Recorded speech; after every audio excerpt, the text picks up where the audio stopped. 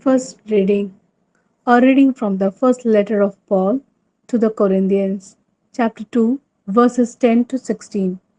To us, though, God has given revelation through the Spirit, for the Spirit explores the depth of everything, even the depth of God. After all, is there anyone who knows the qualities of anyone except his own spirit within him? And in the same way, nobody knows the qualities of God except the Spirit of God. Now, the Spirit we have received is not the Spirit of the world, but God's own Spirit, so that we may understand the lavish gifts God has given us. And these are what we speak of, not in the terms learned from human philosophy, but in terms learned from the Spirit, fitting spiritual language to spiritual things.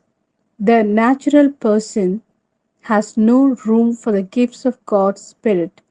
To him, they are folly. He cannot recognize them because their value can be assessed only in the Spirit. The spiritual person, on the other hand, can assess the value of everything, and that person's value cannot be assessed by anybody else. For who has ever known the mind of the Lord? Who has ever been his adviser? But we are those who have the mind of Christ. This is the word of Lord. Thanks be to God. A reading from the Gospel according to Luke, chapter 4, verses 31 to 37. He went down to Capernaum, a town in Galilee, and taught them on the Sabbath. And his teaching made a deep impression on them because his word carried authority. In the synagogues, there was a man possessed by the spirit of an unclean devil, and he shouted at the top of his voice, "Ha! What do you want with us, Jesus of Nazareth? Have you come to destroy us? I know who you are, the Holy One of God."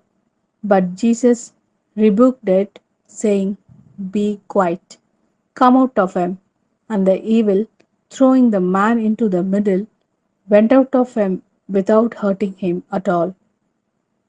Astonishment seized them, and they were all saying to one another, "What is it in his words?